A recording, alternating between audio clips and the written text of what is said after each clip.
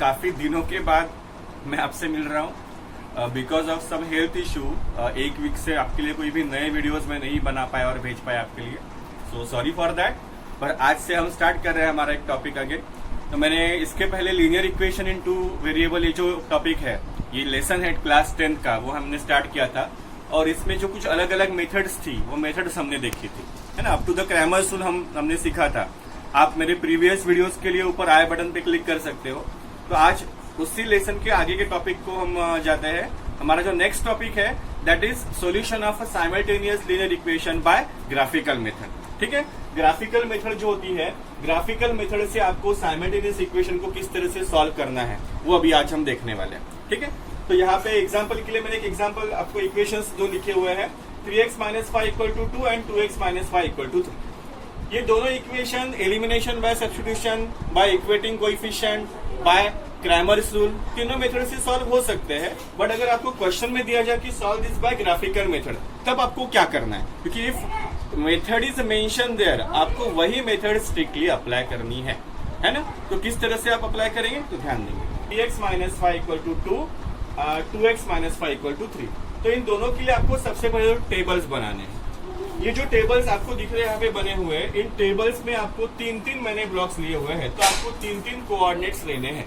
ठीक है, इन 3 कोऑर्डिनेट्स जो अपने को लेने हैं, तो ये किस तरह से लेंगे, तो क्या करना होता है, इसमें बहुत कंफ्यूजन होता है बच्चों को। तो आप ये बिल्कुल ध्यान में रखो, कोऑर्डिनेट दो ही होते हैं, एक एक्स कोऑर्डिनेट, एक वाई कोऑर्डिनेट, बराबर है। हमारा इक्वेशन भी एक्स और वाई वेरिएबल के टर्म में है।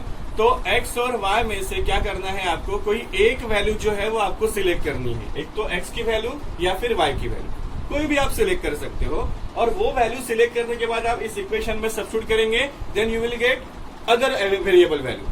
कैसे बता रहा हूं मैं, जैसे अभी 3x - 5 = 2।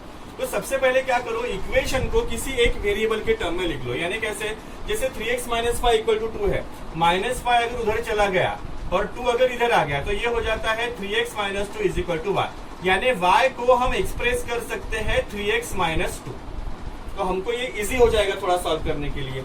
कैसे, तो देखो, जैसे इसका इक्वेशन अगर y = 3x - 2 है, तो हम x इस वेरिएबल की वैल्यू सिलेक्ट करेंगे और उससे हमें y का आंसर मिलेगा। एक वैल्यू सिलेक्ट करते हैं, x की वैल्यू सपोज मैंने ली है 1।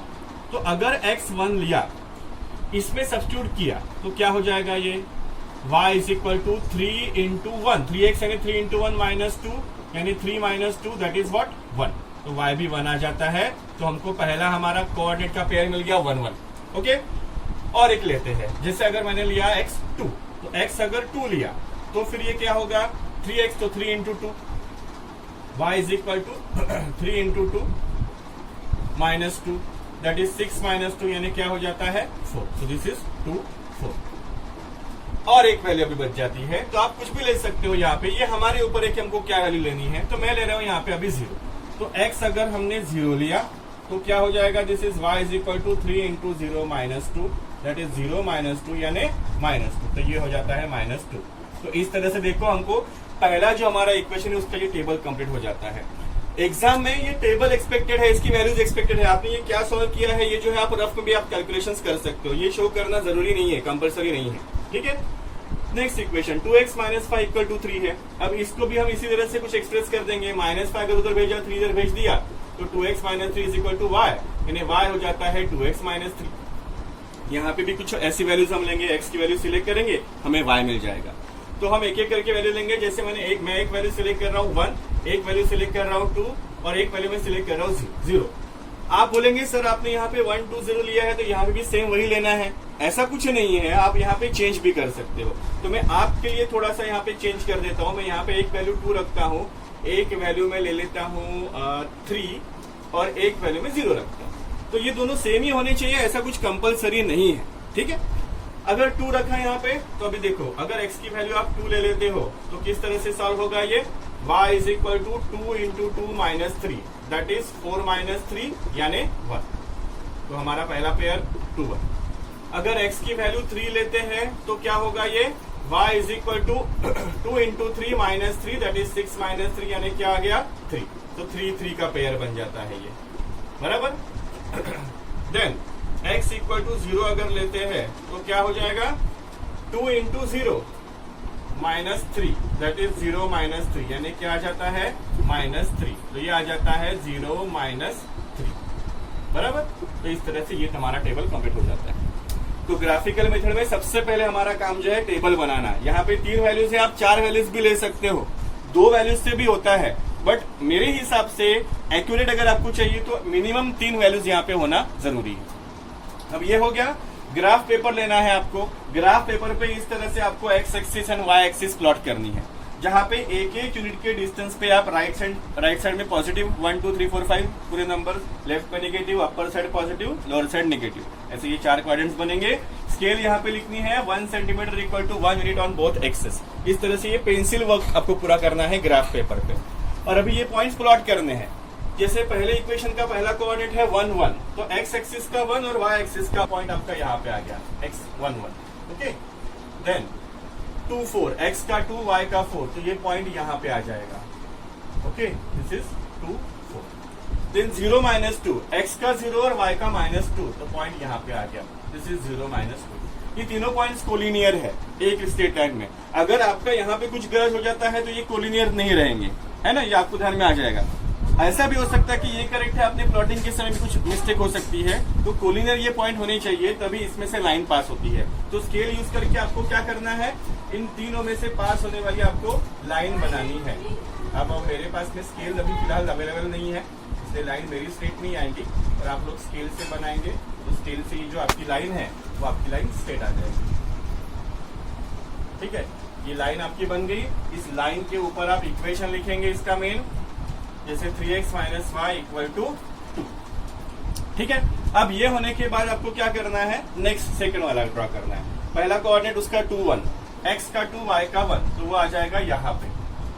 ठीक है, देन 3 3, x का 3 y का 3, ये हो जाएगा इधर। और फिर आ जाता है 0 -3, x का 0 y का -3, यानी यहाँ पे आ जाता है। ठीक है, इसको हम अभी ज्वाइन करेंगे इन तीनों को।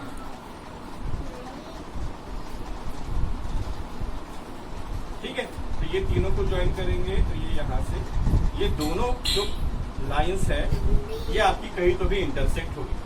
आप जब देखेंगे तो ये दोनों लाइन इंटरसेक्ट होंगी। यहाँ पे भी आपको इक्वेशन लिखना है 2x - y = 3। अब ये दोनों लाइंस कहाँ पे इंटरसेक्ट हो रही है वो चेक करना है अपने को। वो किस तरह से चेक करेंगे, तो हमने देखा, हमने ये लाइंस, इसके जो ग्राफ थे वो हमने प्लॉट किए, पॉइंट्स प्लॉट किए। पॉइंट्स प्लॉट करने के बाद ये दोनों लाइंस जो है वो ग्राफ पे आप देखिए कहाँ इंटरसेक्ट हो रहे हैं, तो ग्राफ पे ये इस जगह पे इंटरसेक्ट होते हुए दिखेंगे, स्पेशली इस सम के लिए।